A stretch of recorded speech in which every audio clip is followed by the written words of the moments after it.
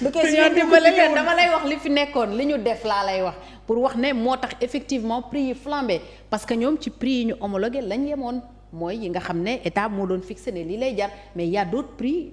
de denrées yoo xam ne ñoo gën a important par exemple yi nga xam ne dañ koy utiliser tous les jours te boolewuñu ko ci les denrées de première nécessité loolu on l'a toujours dénoncé d'ailleurs. Mais c'est l'environnement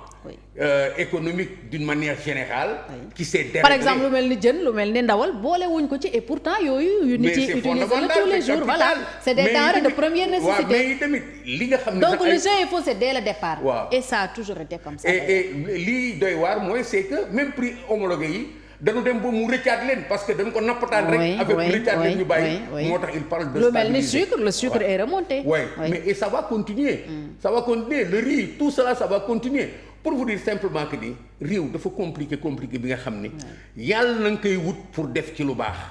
mais boo koy wut tout simplement pour nax askan wi jot ci nguur gi boo deful ndànk yow sa bopp di nga am problème et c'est ce que nous sommes en train de vivre actuellement. Alors dans ce cas quels sont les premiers chantiers de l'opposition pour ne pas dire seen défis yi gën a urgents yi ngeen bëgg a relever dans les médias les défis les plus urgents yi opposition bi bëgg a relever à travers le front pour la défense de la République. Tey d'abord c'est le rappel des troupes mooy premier défi bi nit ñi taxaw ñëpp ñëw ku war a ñëw.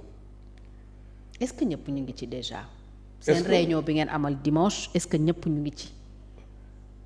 ñi ñëw bari nañu trop surtout. ñi ñëw bari nañu trop dama yaakaar ni ñi des ñëwuñu ñoo ëpp mais peu cela importe. ay composante la opposition bi su fekkee ni composante yëpp présente nañu je veux dire ñi fi ne woon am étiquette politique parce que dañ ko doon def ñi fi nekkoon bokk ci cette classe politique bi nga xam ni ñoom ñoo ne woon au pouvoir wala ñi nga xam ñoo nekkoon ci périphérie bi ñi fi nekkoon bokk ci opposition bi woon te ñooñu jotuñu ci nguur gi ak ñi nga xam ni newuñu woon sax ci classe politique bi mais dañu yëg seen bopp ci moment bi ci politique parce que situation bi daf leen interpeller ñu ñëw taxaw ni il faut que ñu jëmmal opposition bi ça c'est le premier défi yaakaar naa ni ñu bari ñëw nañu ba fi nga xam ni yaatal bi am na fa on a vu des gens qui viennent de la gauche on a vu des gens qui viennent des syndicats ou bien qui se sont identifiés comme étant politiciens et syndicalistes ou bien syndicalistes seulement. On a vu des gens d'autres secteurs qui se sont signalisés autour de la table pour dire man kat dama ñëw seet parce que Sénégal daf ma ñor je ne suis d'aucun de ces partis-là mais dama ñëw pour loolu. L'autre aspect des choses c'est que ñu mën a taxaw ci digg boobu xam ni c'est une recomposition dajale wunu nit ñi pour que ñi ngeen di wax ñi presse bi wax ak ñi waa Sonko di wax naan. opposition bi dañ doon nelaw. pour que ñu jox leen ay moyens pour ñu yeewu pour ñun yeewu nañ ba pare dañu ñëw pour que ñu mën a taxaw ñun ñi nga xam ni ñoo nekk ci opposition bi ñu taxaw recomposer suñu bopp jaxase suñu bopp ba mën a porter mission wu opposition bi chacun y apportant ce qu'il doit y apporter chacun y apportant ce qu'il est capable d'apporter chacun y apportant la détermination bi nga xam ni moo ñuy permettre de faire face parce que nous avons un problème notre problème c'est de faire face à un pouvoir qui est en train de faire couler le pays, à un pouvoir qui aujourd'hui est en train de nous conduire vers une dictature, à un pouvoir qui ne sait plus où donner de la tête bay jël sunu ay doom di leen yóbbu ay Qatar ak ay ak ay Espagne di leen jaay ci tubaab bi ak ci naar yi, à un pouvoir qui justement nous a mis dans cette situation où au lieu de parler d'autre chose on se met à parler de ruines et de chiffres qu'on a sabotés ainsi de suite alors que loolu musut am ci Sénégal, à un pouvoir qui finalement confisque les libertés d'aller et de venir des personnes parce que mënoo dellu si c'est extrêmement important nit ñi ñu ngi leen di arrêté ci aéroport yi di nangu seen passeport di leen laaj seen passeport à un pouvoir qui est en train de confisquer les libertés d'expression à un pouvoir qui se fait répressif au point de nous conduire vers une dictature opposition bi loolu la war a taxaw du question pouvoir bi d'abord loolu la war a taxaw woon ñii ni bàyyiwul leen ak Sénégal faire face waaw à travers des manifestations tout ce que vous pouvez imaginer tous les instruments yi nga xam ni mën nañ ko mobiliser te ñoom ñu taxawoon ni du fi am il faut que ñu envisager dem taxaw jàkkaarloog ñoom ci loolu tous les comportements yi nga xam ni traditionnellement opposition da koy utiliser de manière légale dinañ ko employer maintenant bu dara desul nag léegi ba ñu comprendre ni ñoom fi ñu jaaroon ñoom ba ak si fii di braver tout jaraloon na leen ko ñun Sénégal jaral na lu ëpp loolu nous allons faire en sorte qu'ils nous respectent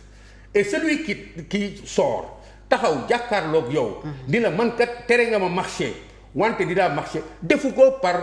esprit de défiance ou quoi que ce soit dafa bëgg nga respecter ko parce que loolu constitution bi daf ko jox